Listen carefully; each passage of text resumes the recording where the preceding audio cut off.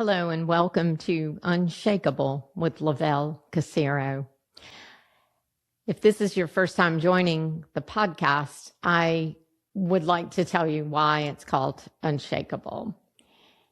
And I look forward to bringing many guests on this show who have a story to tell about being unshakable. You may be one of them.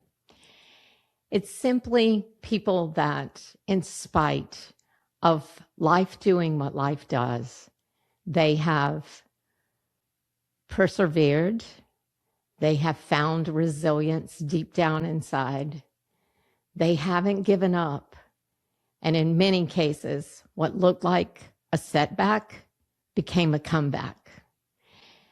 So I look forward as episode after episode hits the air that we can bring people that have that kind of story and have overcome, and most of all, overcome through having faith and trust in God. But before I bring you guests, I'd like to take a couple of episodes to tell you my story. Stay tuned as we begin the journey of Lovell Casiero. I see hate through the pain, I see light in the rain. Dreams of brighter days, tell me what you're thinking. I have hope in my spirit, flames of love in my heart. Baby, let me tell you something, I'm about to dance. You realize you're not in control. Once again, and tell you once again.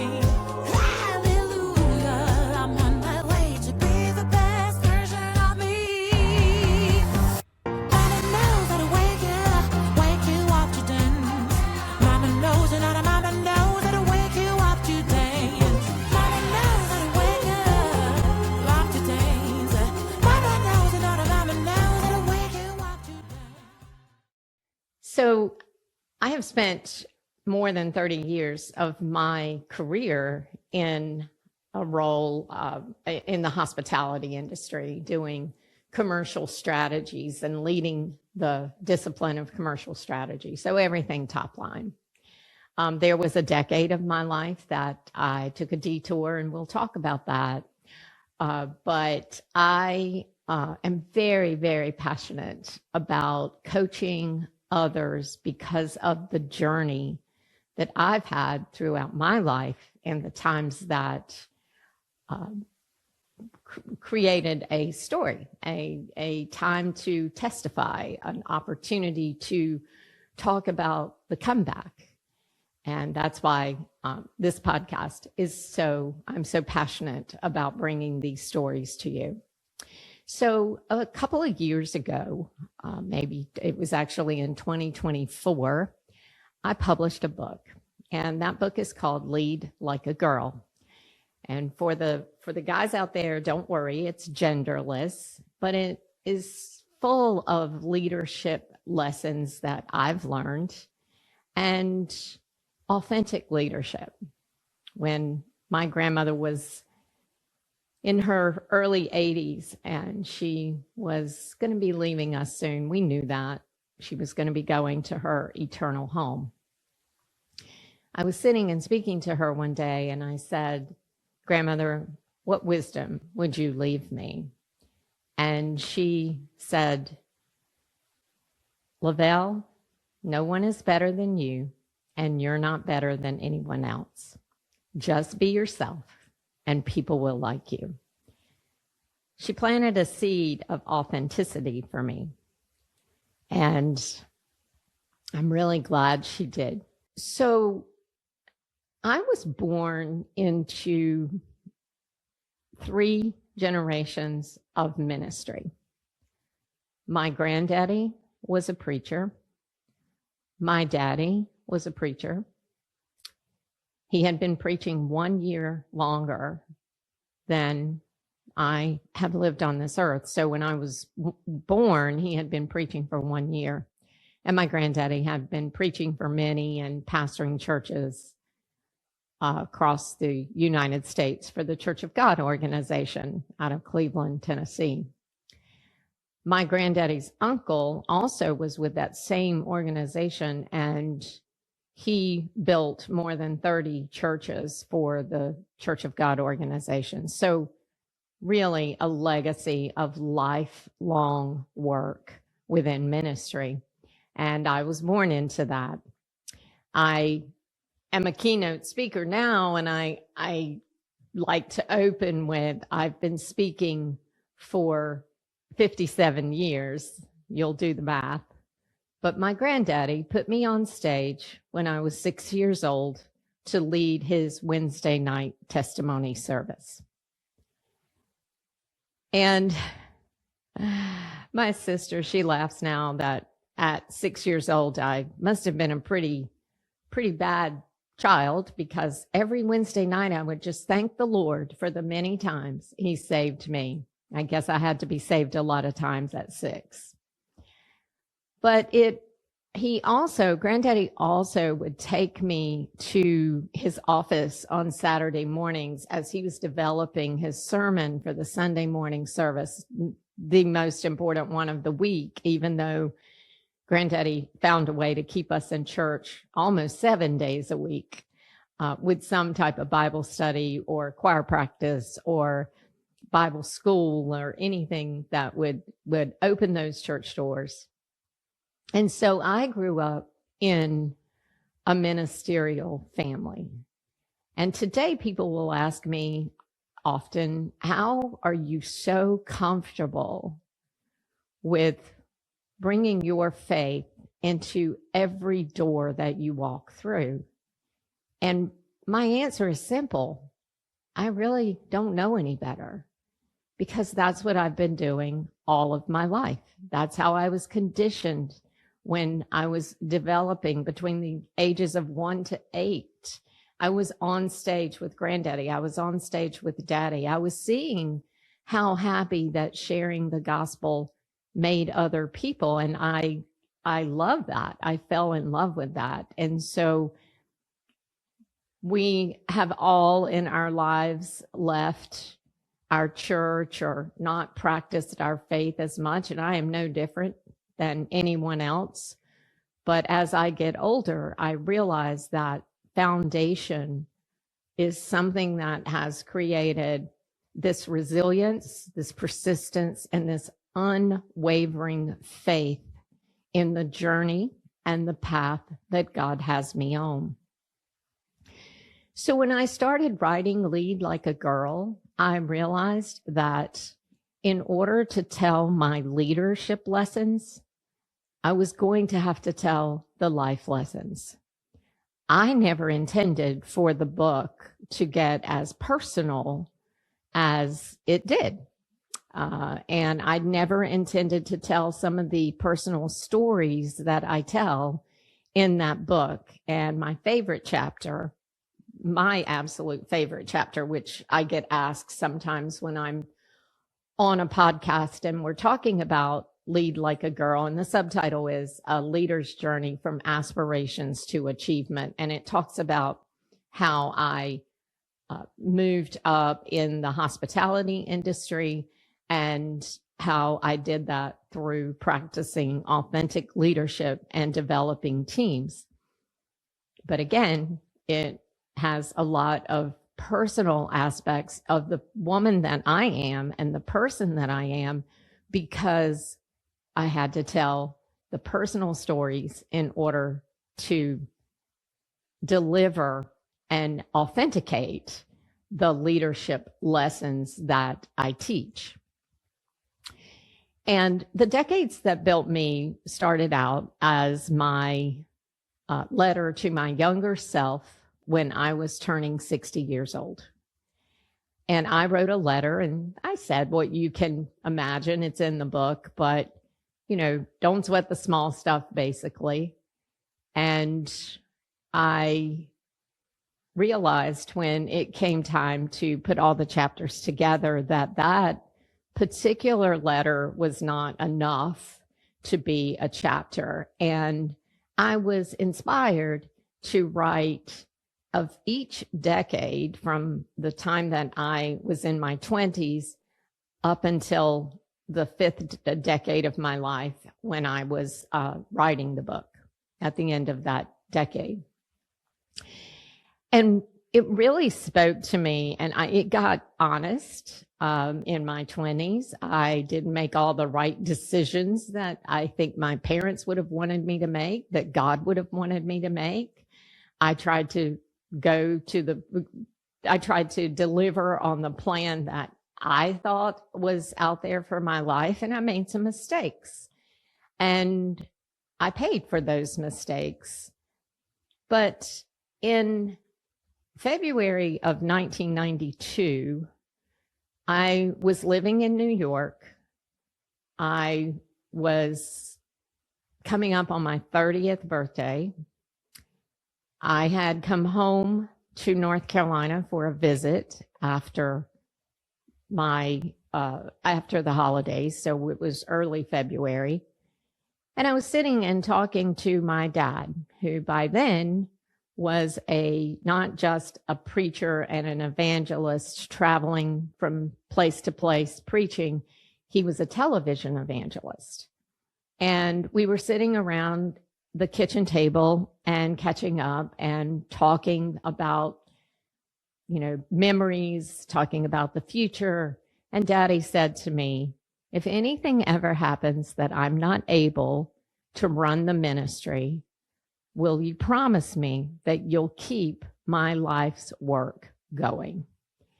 And I simply said, Daddy, I'll do whatever I can. And little did I know that baton would be passed to me in October of that year. Our family went through one of the biggest crises we've ever had. And we were targeted by the IRS after the fall of PTL and the trial of Jim and Tammy Baker, which we had no affiliation with. My dad was one of the top 25 television evangelists that were targeted by the government and for tax evasion. And when they couldn't find anything, they would, and the statute of limitations ran out, they would close that and open the next year. And this went on year after year. And now we're in 1992, and they have now turned that into a criminal investigation. You never think that could happen to you, but it actually can. And it did. And we went through a very publicized trial. We were on the news every day. Our life was put on display.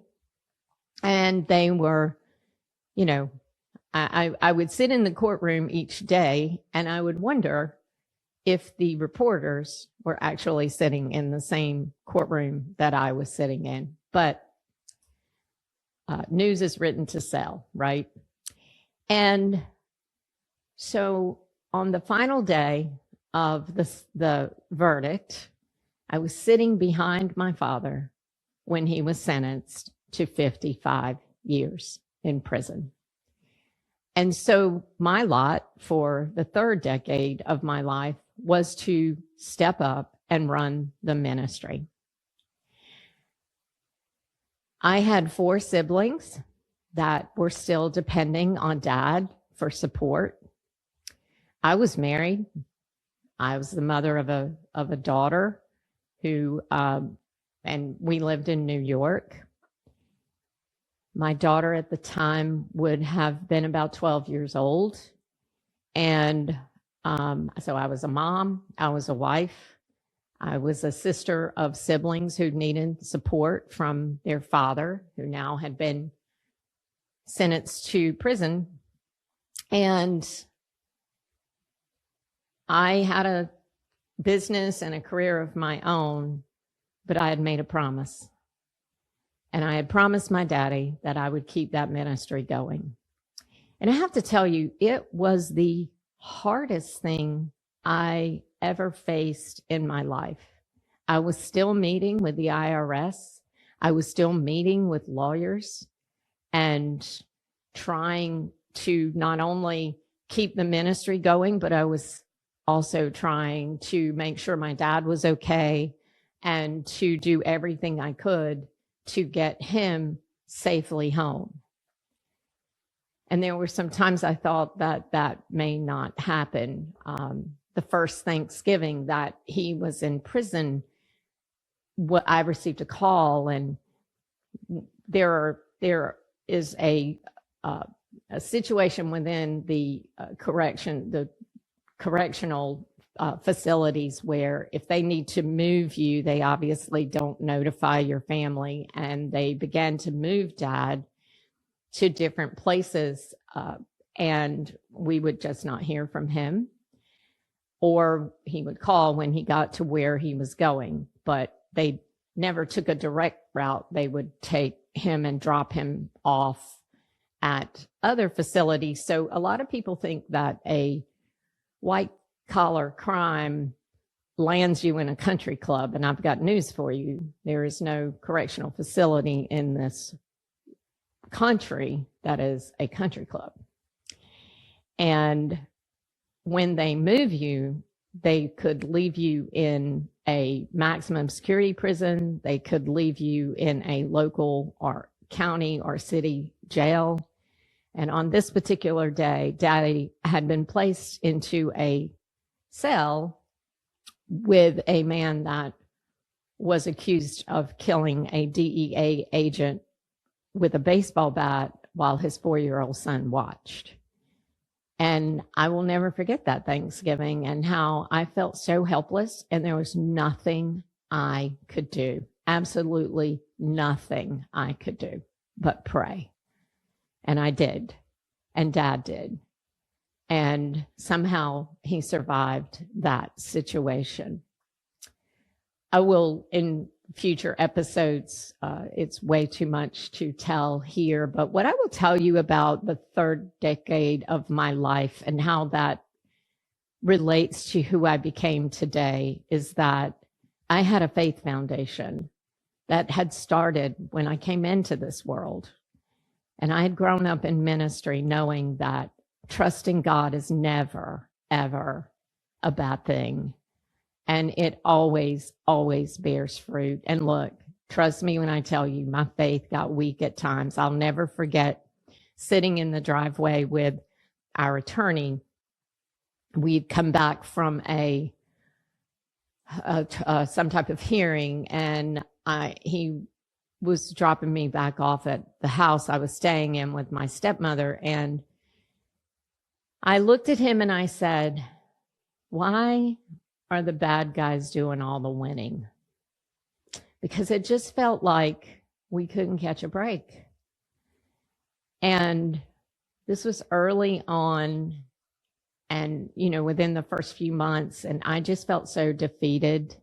And I felt like the weight of the world was on my shoulders, and that every decision I made had so much impact on others. And I just felt unqualified, really. How many have ever felt unqualified at a position or a job that you've had or something that you faced in life? I mean, there are people today that are standing next to a bed with a child that is facing cancer, and you've never been in that situation before, and you feel helpless and you have no idea what to do. And you're listening to the doctors and to the science of it all, and you're listening to your pastor, but you still feel the weight of the world on your shoulder. And all I could do at that point was pray. But I asked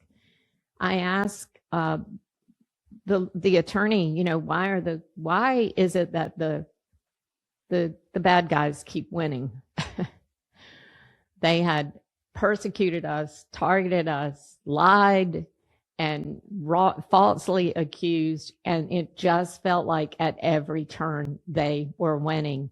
And I will never forget what Buzzy said. Buzzy said, Shug, he would always call me Shug. He said, Shug, do you want to get your reward in this world or the world to come?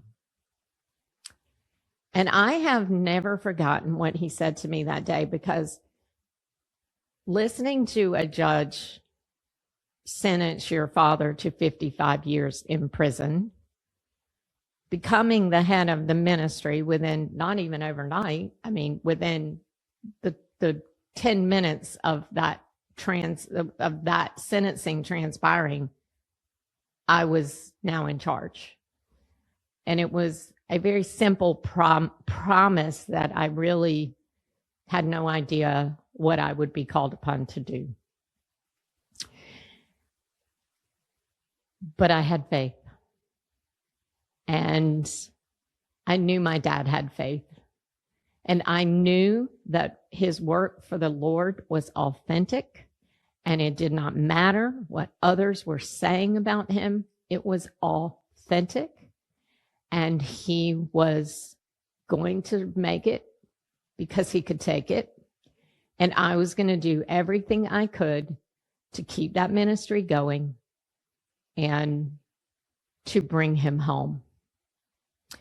And most of all, we were going to show the world what a family rich in faith and trust in God could do.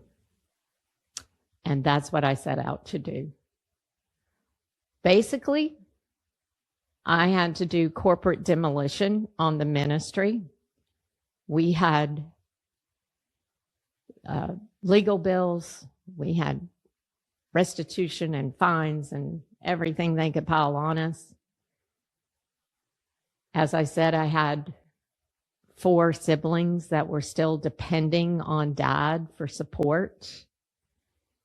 And he had a home that had to be, there were expenses there. There were expenses with the office. There was a staff of people working with us. And I basically had to make a decision to do corporate demolition on the ministry and start all over. I surrendered the office to the legal team to pay legal bills. I sold the bus that he traveled on. And we moved a large nationwide ministry to a little office in Fayetteville, North Carolina. But that little office was beside my mom and my stepfather, and they were in the printing and mailing business, and they stepped up to help us, to help me and Susan in this situation. And I learned how to run a television ministry. We would visit with Dad, and I knew that he was hanging on with faith and prayer. And we would encourage others in that visiting room. We met so many people that had stories just like our stories. And I would like to think that our family was a blessing to those people, because we even brought our faith and our spirituality and our Christian life into that visiting room. So maybe there were people there that we touched. There is a happy ending, but this went on for like 9 years. And there were, that I ran the ministry. And there were many, many times when I felt like I couldn't make it. There were nights when I would go to bed and I would cry myself to sleep, and I felt like I was failing everyone that I needed to be responsible for, to support. But God made a way somehow. And that faith, that seed of faith that was deeply planted in my heart when my granddaddy used to practice his sermon on me and trusted me with his Wednesday night testimony service, that faith, that seed of faith began to grow. And I knew that God had put me in a place for such a time as this. And I found some resilience I didn't know I had. I found persistence when I needed it. And I look forward to sharing the rest of the story, as Paul Harvey would say, and telling you more about that time in my life, in my father's life. I look forward to having him on the Unshakable episodes coming up soon. And I look forward to you hearing his side because Daddy is now in his 80s and he is still on television and he is still reaching people with the gospel of Jesus Christ. But it wasn't an easy journey and we didn't get there overnight. And sometimes we had to wait on God and sometimes we had to have blind faith and sometimes we had to just throw our hands up and say, God, I can't do this anymore. I need your help. And he always helped. So until I see you again with the rest of the story, I invite you to be safe, be well, and most of all, be you. God bless. Just before we leave the show today, there is something that I'd like to offer you, and it is free of charge, but would love to send you this beautiful little book called The Life and Teachings of Jesus Christ of Nazareth. It is completely free. I will even pay the postage. So if you want to request one for a friend or a loved one or a personal copy for yourself, I'd love to send you this beautiful book as my gift to you today. They won't last long, so please send me an email, give me a call, and leave your name and address. Be sure to include your zip code, or you can direct message me, DM me on LinkedIn. But this book can be yours, and I know it will be a blessing to you. I look forward to hearing from you. God bless you. I see hate through the pain. I see light in the rain. Dreams of brighter days. Tell me what you're thinking. I have hope in my spirit, flames of love in my heart. Baby, let me tell you something. I'm about to dance. You realized you're not in control. Once again, tell you once again.